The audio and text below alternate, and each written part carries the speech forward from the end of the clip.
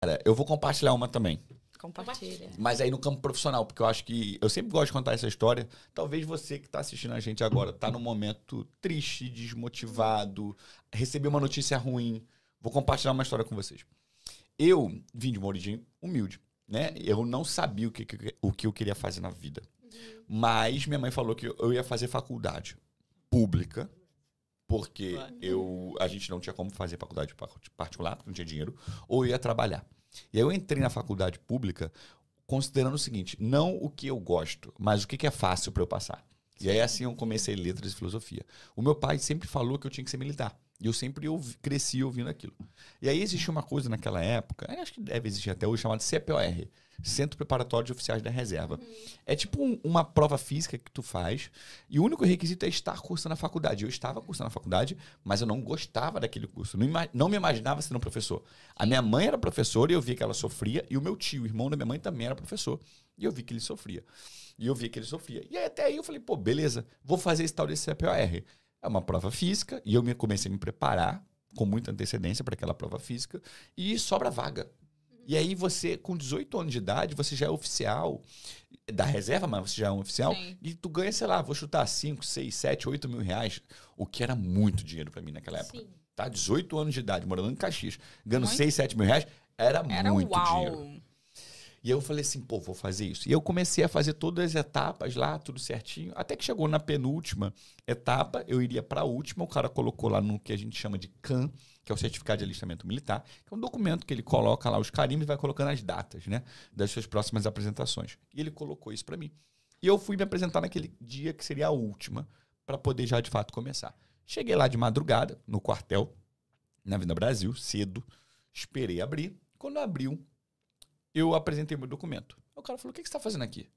Eu falei, eu vim aqui para a última etapa, tal, tem que fazer a barra, que não sei o quê.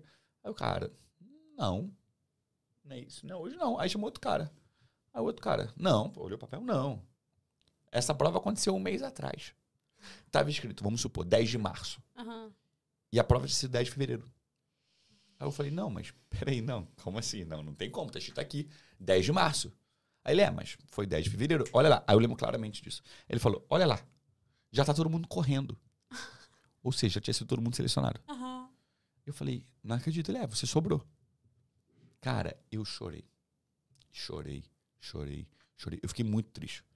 Porque naquele momento, o meu mundo e a minha expectativa caiu. Porque eu falei assim, cara, eu queria ser militar pra poder ganhar meu dinheirinho e eu não quero ser professor. E a oportunidade foi fechada. A porta foi fechada. Deus fechou aquela porta. E eu fiquei muito triste. E o que eu fiz? Fui dar aula. E passou 1 ano, 2, 3, 4, 5, e durante muitos anos eu fiquei murmurando e reclamando do porquê aquela porta foi fechada.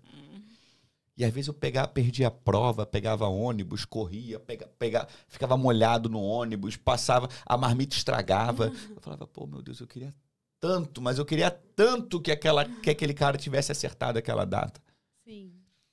Aí uns 10 anos, 12 anos depois já, eu estava dando uma palestra e fui contar aquela história. E uma pessoa levantou a mão e falou assim, você está vendo o cuidado de Deus com você? Aí eu falei, por quê? Aí ela, tudo na sua vida aconteceu porque você foi professor, né? Eu comecei a chorar. Mas é verdade. É muito real. Cara, é verdade. A porta, Deus fechou a porta, mas ele abriu um portal. Ele fechou, aquele... Abriu tudo. Você Fechou já viu a porta aquele... errada pra te direcionar pra certa. Você já viu aquele tem uma imagem que eu até me identifico pela história que você falou, mas depois eu dou uma breve resumida no porquê. Tem uma imagem de uma menininha, Jesus está na frente dela. Essa imagem é muito E linda. ela tá chorando horrores com um ursinho pequenininho, porque ele tinha pedido a ela. E ela tá chorando muito. Sendo que atrás de Jesus tinha um urso imenso pra ela. Sim. E eu tô toda arrepiada, gente.